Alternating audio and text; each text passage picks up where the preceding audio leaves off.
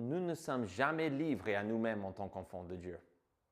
Que vous soyez tout seul, au bout du monde, comme enfants de Dieu, entourés d'une foule de non-croyants, vous n'êtes jamais livrés à vous-même. Nous ne sommes jamais livrés à nous-mêmes. On n'est jamais abandonnés. On n'est jamais laissé sans ressources. Ça, c'est ce que nous allons voir dans ce psaume, le psaume 12.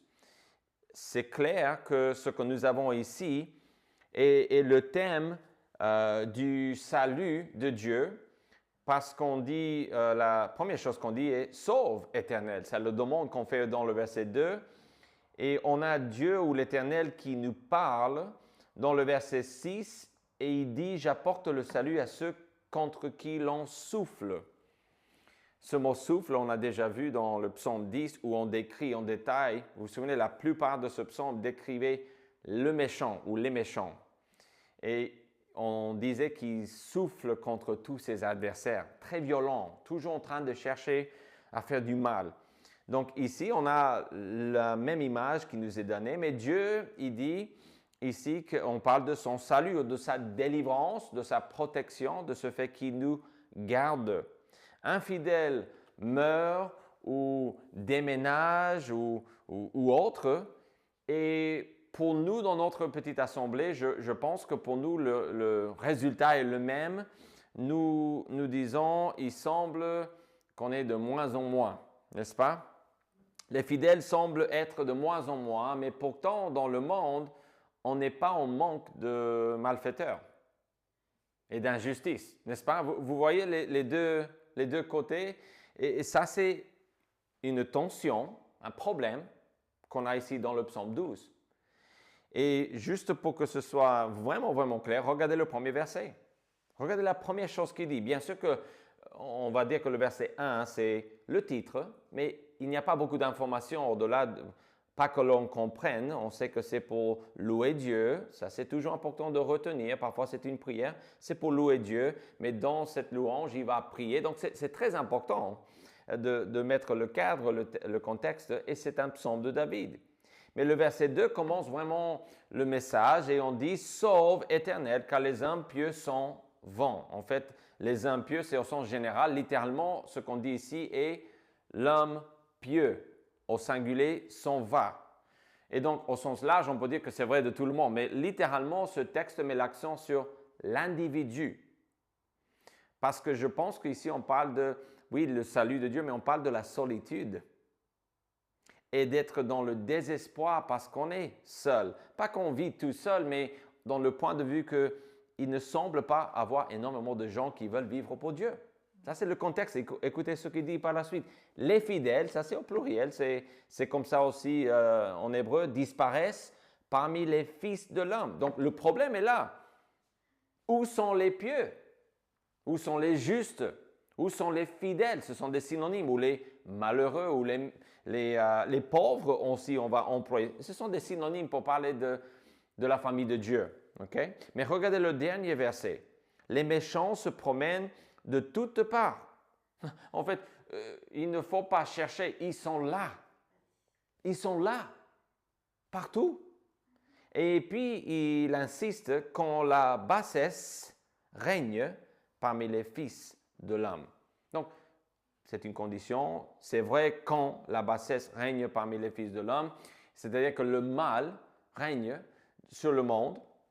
Mais le sens de ces deux lignes dans le verset 9 met l'accent sur le fait qu'il y a énormément de malfaiteurs, de méchants, du mal dans le monde. Nous vivons dans ce même monde qui est décrit ici dans le verset 9 et ailleurs dans le psaume. Donc, le commencement et la fin de ce psaume nous aide à comprendre ici que ce que David ressent est le découragement, peut-être le désespoir, parce qu'il ne dit pas « je me sens seul », mais il dit qu'il y a très peu de croyants autour de lui. Donc, on va dire solitude, en sachant qu'il n'est pas littéralement tout seul. Probablement, on ne connaît pas le contexte. Peut-être il prenait la fuite tout seul devant le roi Saül, on ne sait pas. Mais en tout cas, ça c'est ce qu'il ressent, il paraît, que David est vraiment accablé par cela. Vous savez, Noé est le seul, dans Genèse 6, verset 8, qui a trouvé grâce aux yeux de l'Éternel. Il avait sa famille, il n'était pas tout seul. Mais le texte insiste que c'était lui seul qui a trouvé grâce. Et par extension, sa famille aussi, mais on met l'accent sur lui. Job n'a pas eu beaucoup de soutien. Sa femme lui dit, maudit Dieu et meurt. Ses trois soi-disant amis vont vraiment lui donner des conseils pourris, vont parler vraiment contre la volonté de Dieu. C'est-à-dire, ils vont dire des choses qui ne sont pas vraies. Okay? C'est leur point de vue, mais ce n'est pas le point de vue de Dieu. Dieu va corriger cela à la fin. Mais aussi, dans un roi, j'ai trouvé 19 et le verset 10, on a une citation du prophète Élie où il dit ceci. Je suis resté, moi seul, et ils, mes ennemis, Jézabel, la reine, les prophètes de Baal, etc., ils cherchent à m'ôter la vie. Pourquoi? Car ils croyaient être tout seuls. Ils croyaient qu'il était le seul fidèle qui restait. David n'est pas nécessairement à ce point-là, il paraît, mais il est proche parce qu'il dit « les hommes pieux s'en vont ». Et il dit aussi « les fidèles disparaissent ». Peut-être un peu de panique, peut-être un peu l'idée que « oh non, qui c'est qui va rester fidèle au Seigneur ?» Combien de gens est-ce qu'il y a à l'époque de l'écriture de ce psaume qui vivent pour Dieu? On parle du point de vue de David ici, évidemment, et Dieu va répondre au prophète Élie, j'ai plus de 7000 qui n'ont pas encore fléchi ou qui ne se sont pas encore prosternés devant Baal. Okay? Donc, tu n'es pas tout seul, mon ami. Donc, mais ici, l'idée n'est pas de voir si David a raison et à quel point il a raison, parce qu'on n'a pas accès à tous les faits historiques de ce texte. Mais ce qu'on peut dire est que dans ce psaume, on va découvrir qu'il y a des ressources de Dieu, des ressources que Dieu nous donne qui sont accessibles à chaque croyant. Et c'est avec ces ressources que chaque croyant a la capacité de surmonter la solitude et le désespoir. Le désespoir qui est dû à cette idée d'être très peu en nombre, d'être vraiment en train de vivre pour Dieu, mais peut-être tout seul ou en train d'essayer de construire quelque chose pour Dieu, mais avec vraiment pas assez de ressources, peut-être d'argent ou de la main-d'œuvre, etc. On est dans une situation, en tout cas, qu'on peut faire une application et on peut comprendre que ici, Dieu, il veut nous ressourcer, nous donner du courage. Et donc, le point du psaume 12, j'insiste, n'est pas de prouver que David a tort. Donc ici, Dieu ne fait pas avec David comme il va, dans le futur, il fait avec Élie. Élie, tu n'es pas tout seul, mon ami. J'ai tant de personnes qui sont toujours fidèles à moi. Le point n'est pas de faire cela ici, mais Dieu, qu'est-ce qu'il veut faire? Il veut rassurer David. Et par extension, voilà où nous entrons dans cette histoire, et Dieu veut nous encourager, vous encourager et nous aider à surmonter la solitude et le désespoir. Une petite question, peut-être pour encadrer ce que nous allons découvrir ici. Comment faire quand les fidèles diminuent et en même temps les méchants augmentent? Parce que ça, c'est une situation de désespoir. Ça, c'est une situation triste qui déprime, n'est-ce pas? Quand nous sommes découragés par le petit nombre de fidèles, rappelons-nous le grand nombre de ressources que Dieu nous donne. Ça serait un péché de notre part de négliger ou de mépriser les ressources que Dieu nous donne. David est dans cette situation et j'avance que lui, ce qui a vraiment frappé sa vie ici, ce qui le touche le plus, est cette idée que où sont les fidèles? Où sont les fidèles? Pourquoi est-ce qu'ils disparaissent? Quand nous sommes découragés par le petit nombre de fidèles, rappelons-nous le grand nombre de ressources que Dieu nous donne. Nous avons 3 choses ici. J'ai regroupé certaines choses. 3 ressources à notre disposition. On va les voir rapidement et puis essayer de vraiment voir comment ces ressources peuvent nous aider dans la vie de tous les jours, dans la vie de notre Église, par exemple. Chaque fidèle a recours à la prière. À la prière. La première chose qu'on voit ici, on est dans les psaumes, donc ce n'est pas étonnant de voir au chef des chantres sur la harpe à 8 cordes. J'ai voulu mettre à la prière et à la louange parce que les deux vont ensemble, mais j'ai voulu simplifier et dire à la prière. Mais il est vrai que la louange est là aussi. Il dit, par exemple, dans le verset 2, il dit « Sauve Éternel, car les impieux s'en vont, les fidèles disparaissent parmi les fils de l'homme. » Le verset 4, il dit « Que l'Éternel extermine toutes les lèvres flatteuses, la langue qui discourt avec arrogance. » Qu'est-ce que David fait? Il demande, à travers la prière, que Dieu intervienne. Et ça, c'est la première ressource que nous avons, mais qui est souvent négligée, qui est souvent oubliée. Ah oui, je devrais prier. Parfois, quand je perds un objet ou quelque chose, et je dis à ma femme, je ne vais jamais trouver cet objet. Ça, c'est la phrase clé que j'emploie, parce que souvent, quand j'arrive là, c'est que Dieu va me montrer où c'est juste après. Je ne dis pas ça par superstition, mais souvent, c'est comme ça. Tu sais, Nini, on ne va jamais trouver cette chose. Mais parfois, elle me dit, est-ce que tu as prié? Et je dis, absolument que j'ai prié, je suis un pasteur, mais comment ça, est-ce que j'ai prié? Bien sûr. Non, je n'ai pas prié, chérie. J'étais vraiment pris par cette situation. Et parfois, je prie, mais parfois, j'oublie. Je méprise la prière. Je néglige, en tout cas, de prier. Mais chaque fidèle a recours à la prière. On continue et non-stop. Et ça, c'est ce que David fait. Mais il fait plus que ça. David prie. Mais il demande l'aide de Dieu dans les versets 2 et 4 que je viens de vous lire. Mais il partage son point de vue. C'est son point de vue dans le verset 2 qu'il y a très peu de fidèles, n'est-ce pas? C'est lui qui dit que les méchants, tout ce qu'ils font, c'est de dire des mensonges dans le verset 3. Le verset 6, il exprime cette idée que les malheureux ou les justes ou les pauvres ou les fidèles, si on veut reprendre, ou l'homme pieux du verset 2, ces gens-là sont opprimés, ils gémissent. Et ça, c'est Dieu qui le fait, mais il est en train de transmettre ce que Dieu dit ici dans le verset 6. Donc, il comprend que Dieu est en train de dire, je vois tout cela, mais David exprime vraiment son point de vue, je pense, dans ces versets, mais même si c'est Dieu qui parle à travers lui. Et finalement, c'est le cas dans le verset 9, les méchants se promènent de toutes parts quand la bassesse règne parmi les fils de l'homme. Donc, David exprime son point de vue. Il fait des requêtes. Tout ça, c'est la prière.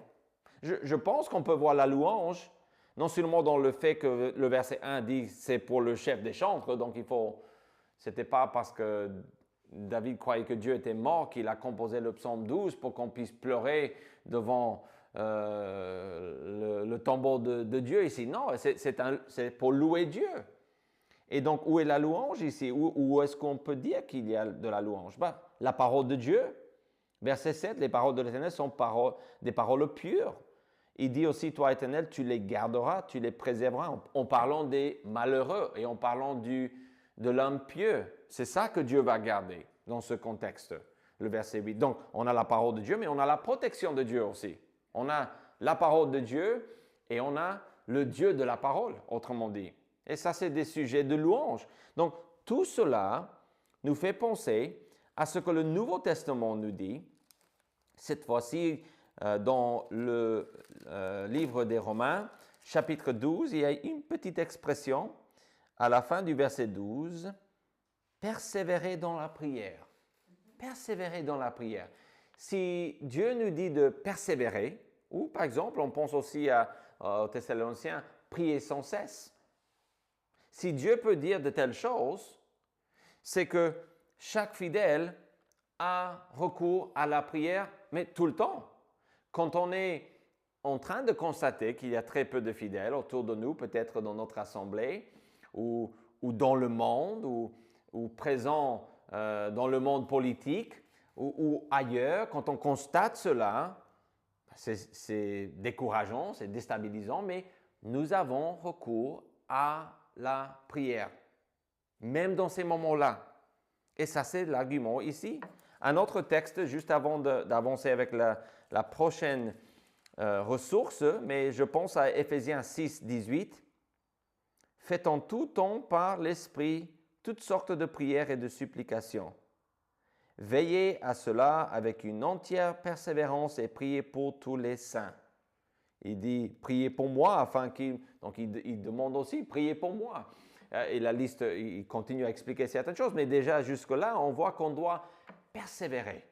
Donc, peu importe la situation, que ce soit le contexte de Psaume 12 ou d'un autre psaume ou de notre vie aujourd'hui, la prière est là et ça semble même peut-être bête de le répéter comme ça, mais ça c'est l'argument du Psaume 12. David, il va parler à Dieu parce que même si lui, il voit qu'il y a très peu ou que les fidèles diminuent, ce qui est clair est qu'il a toujours la prière.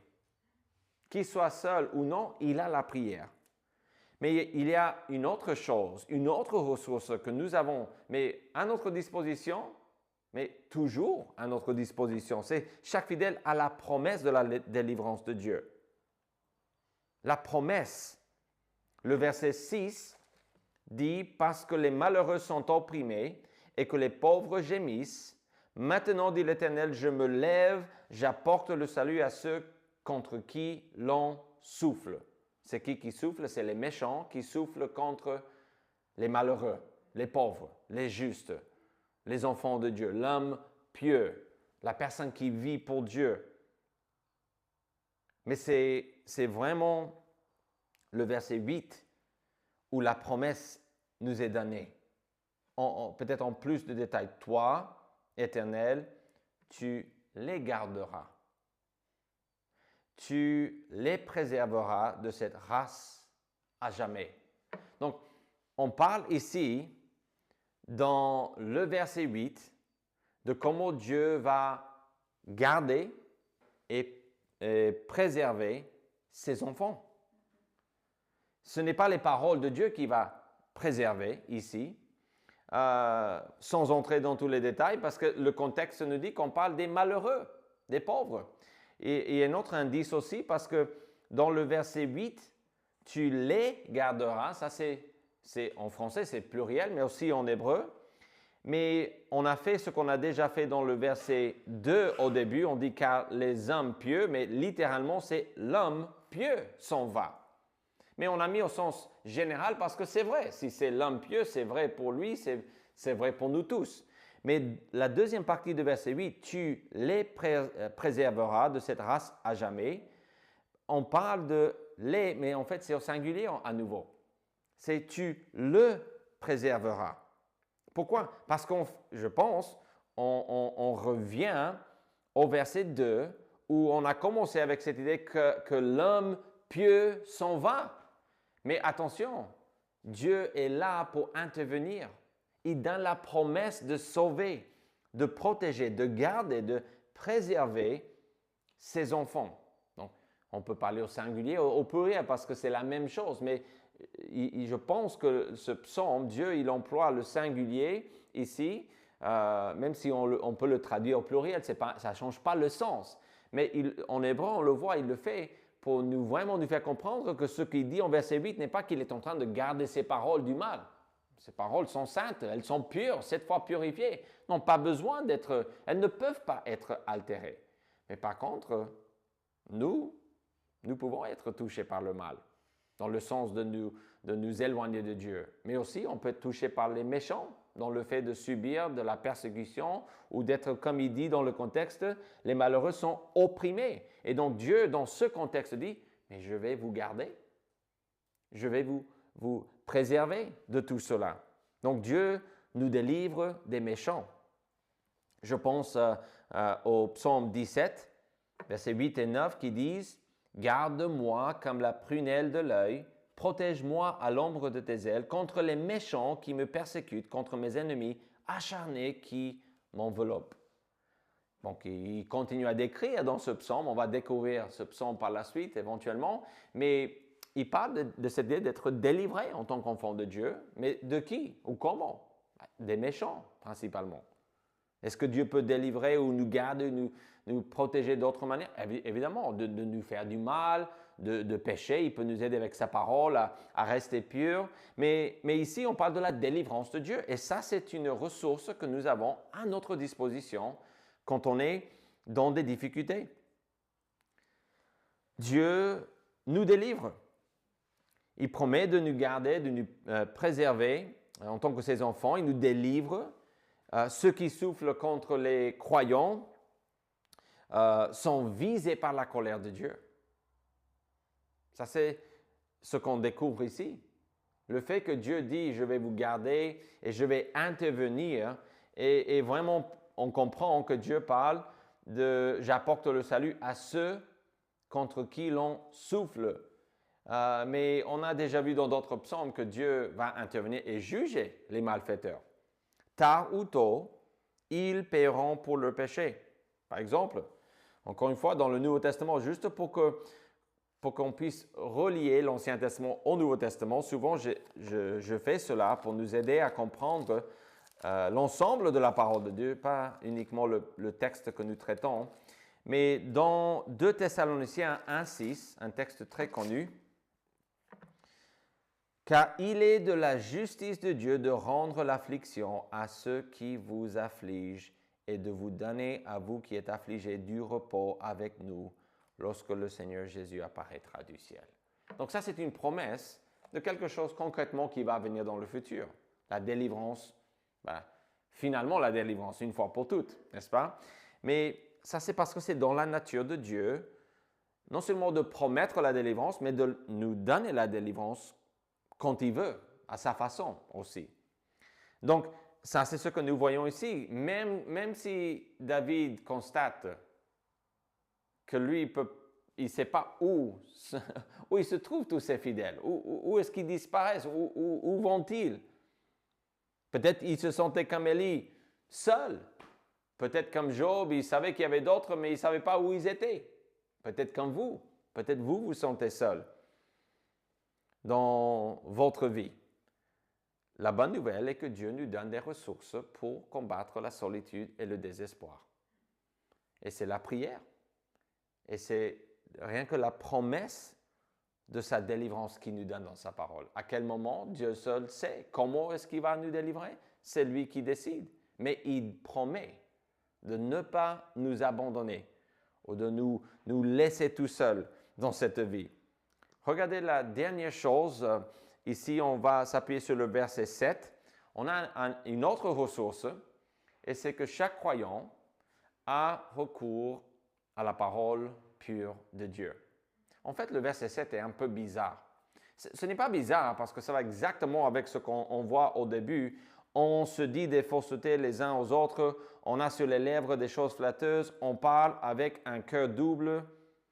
Que l'Éternel extermine tous les lèvres flatteuses, la langue qui discourt avec arrogance, ceux qui disent « Nous sommes puissants par notre langue. Nous avons nos lèvres avec nous. Qui sera notre maître ?» C'est-à-dire qu'on va pouvoir s'en sortir avec la bouche. On va pouvoir argumenter, on va pouvoir prouver, on va pouvoir insulter, on va pouvoir faire tout ce que l'on veut avec la bouche.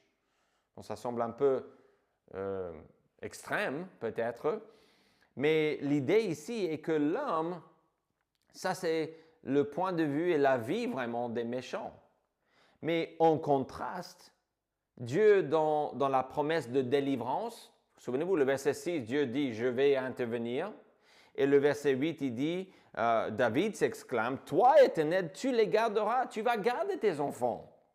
Et le verset 8 ajoute aussi « Tu les préserveras de cette race à jamais, tu vas vraiment prendre soin ».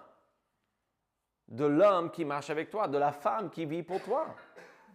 Mais le verset 7 dit « Les paroles de l'Éternel sont des paroles pures, un argent éprouvé sur terre, eau creusée, et 7 fois épuré. » Pourquoi? Pourquoi? Parce que nous avons la parole de Dieu. Dieu nous donne sa parole. Et ce n'est pas la parole comme les hommes. Ils disent une chose, mais il y a une autre qui se produit. Ils disent du mal et parfois il y a du mal qui arrive. N'est-ce pas? Ils veulent ça en tout cas. Ça, c'est la nature de l'homme qui est comme ça. Mais Dieu est pur. Et donc, on fait appel à cette idée que cette parole pure fait que nous pouvons non seulement être gardés des méchants, parce que parfois, des gens, des enfants de Dieu, meurent devant les méchants. Et vous dites, alors là, qu'est-ce qu'on peut dire? Ben, ce qu'on peut dire, c'est le verset 7 nous rappelle que nous pouvons rester fidèles à Dieu jusqu'au bout. En face à la mort. Qu'on soit seul ou qu'on soit en groupe, ça n'a pas d'importance. Parce que la parole de Dieu comme ressource, comme elle est pure, si nous avons la parole de Dieu, nous avons tout le nécessaire pour être gardés du mal. Jésus est venu et il a donné sa vie pour nous. Donc vous dites, est-ce qu'il a été gardé des méchants? Ben, dans le sens que certains, on pourrait dire, non, parce qu'il est venu justement pour ça, pour mourir entre les mains des hommes pécheurs, des méchants. Mais est-ce que Jésus a été gardé du mal? Est-ce qu'il a fait le mal? Est-ce qu'il a péché? Absolument pas. Et ce que lui promet par la suite à ses disciples, ce que ce texte nous dit et la suite dans les psaumes, on découvre que par la parole de Dieu, on peut être pur aussi. On ne deviendra pas cette fois épuré ou parfait comme la parole de Dieu, immuable ou qui ne change pas, éternel. Non, on est des êtres humains. On est fait de la poussière. Donc, on a des faiblesses. Mais on a cette ressource de la parole de Dieu. Donc, on a la prière. On a la promesse de notre délivreur. Mais on a la parole de Dieu. Vraiment, je pense qu'en attendant la délivrance, on doit vraiment faire appel à la prière et à la pureté qui vient par la parole de Dieu. Si on veut juste essayer de regrouper ces trois idées, en attendant la délivrance de Dieu, sa parole peut nous purifier. Mais c'est à nous de venir devant la parole de Dieu et de la laisser nous purifier. Par exemple, on voit cet exercice dans le psaume 119, versets 9 à 11. Regardez avec moi le psaume 119, 9 à 11, où Dieu dit ceci. « Comment le jeune homme rendra-t-il pur son sentier en se dirigeant d'après ta parole? Je te cherche de tout mon cœur. Ne me laisse pas égarer loin de tes commandements. Je serre ta parole dans mon cœur. Pourquoi? Afin de ne pas pécher contre toi. » C'est la parole de Dieu qui nous purifie, qui nous aide à nous éloigner du mal. Dieu, à travers sa parole, garde ou préserve ses enfants du mal. Il y a beaucoup de textes dans le Nouveau Testament qui nous promettent la capacité de Dieu d'être gardé du malin, du diable. Mais aussi, on dit dans la prière, dans Matthieu 6, où Jésus parle à ses disciples qu'on prie, on parle de nous garder du mal, de ne pas nous induire dans la tentation, de nous aider avec le mal qui est autour de nous. Donc, chaque croyant a recours à la parole pure de Dieu. Alors, pour résumer, avoir peur que l'Église ou la famille de Dieu disparaissent, il est vrai, ça c'est une crainte compréhensible de ressentir une telle chose. Surtout quand, de notre point de vue, il semble qu'il y a de moins en moins de fidèles sur la terre. En tout cas, dans notre coin du monde, n'est-ce pas? C'est compréhensible, mais mal placé. Mais très mal placé. Parce que le fait de nous attacher à cela a la capacité de nous faire croire qu'on n'a pas des ressources pour surmonter cette situation. Les amis de Daniel ont dit, si notre Dieu nous délivre, tant mieux. Mais sinon, sache, ô roi, que nous n'allons pas nous prosterner devant toi, devant ton idole, devant ta statue. Parce que si Dieu ne nous délivre pas, il est capable de le faire, mais c'est lui qui décide. Mais sache que nous ne voulons pas accepter le mal. Nous allons mourir un jour, tard ou tôt, mais ce que nous pouvons faire est de décider de mourir en restant fidèles au Seigneur. Ça, c'est ce que Dieu veut dans ce texte. Donc, c'est mal placé de croire que quelque chose peut triompher de l'œuvre de Dieu, que quelque chose peut vous arriver qui vous empêchera ou qui vous laissera sans les moyens de rester fidèle au Seigneur. Dieu pourvoit toujours le moyen d'échapper, il dit dans Corinthiens, à la tentation. Il pourvoit toujours le chemin. Pourquoi? Parce qu'on a des ressources, mes chers amis. Et ça, c'est l'idée de ce petit psaume, le psaume 12. On voit que David galère avec le nombre de fidèles qui diminue, le nombre de méchants qui augmente. Il est sûrement désespéré, peut-être perplexe, triste. On ne sait pas vraiment tout ce qu'il ressent, mais on peut imaginer que c'est probablement, au moins en partie, certaines de ces choses. Mais il faut comprendre comme lui, comme il a compris à la fin. Oui, le mal est là. Oui, le mal augmente. Mais cela ne veut pas dire que je dois abandonner Dieu. Pourquoi? Parce qu'il me donne la prière. J'ai accès à lui. Il me donne sa parole qui me purifie. Et il me promet de me délivrer, de me garder du mal. Parfois, il nous délivre de nous faire du mal. Il nous protège. Et il va nous garder du malin. Dans la prochaine vie, on aura la meilleure vie. Et ça, c'est l'idée de la vie éternelle. C'est une promesse pour le futur. Quand les fidèles diminuent, chaque croyant a toujours la parole de Dieu. Et le Dieu de la parole, on peut peut-être le dire tout simplement comme ça. Alors, Dieu nous donne des ressources pour vaincre la solitude et le désespoir. Mais si vous ne voulez pas les ressources, vous pouvez les mépriser, les négliger. Donc, il ne faut pas trop regarder à droite et à gauche. Il faut plutôt s'occuper des ressources que Dieu nous donne. Il faut puiser dans les ressources de Dieu pour combattre la solitude et le désespoir face au mal qui ne cesse de croître. David constate que le nombre de justes est vraiment maigre. Et où sont-ils? Et que le nombre des malfaiteurs est immense. Ils règnent, ils sont partout. Mais le point tournant est quand il réalise que la prière, la parole de Dieu et le Dieu de la parole était là avec lui. Il avait toujours ses ressources à sa disposition. Prions. Dieu, je prie pour que tu nous permettes d'être fiers de toi et de ton œuvre, de ne pas mépriser les ressources que nous avons.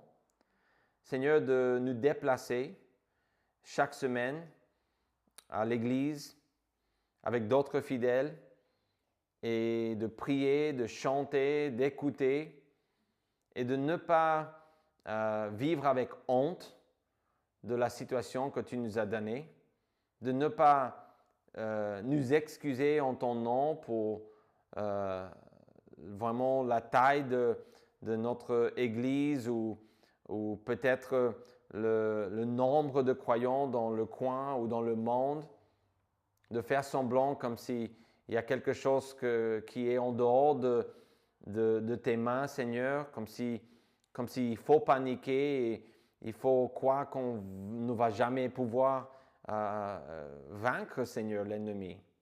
La réalité, Seigneur, est que tu es roi des rois et que nous avons le privilège de te parler, d'entendre ta voix dans ta parole et de voir que tes promesses, jour après jour, se réalisent dans nos vies, Seigneur. Aide-nous à nous attacher à ces ressources. Au nom de Jésus, nous prions. Amen.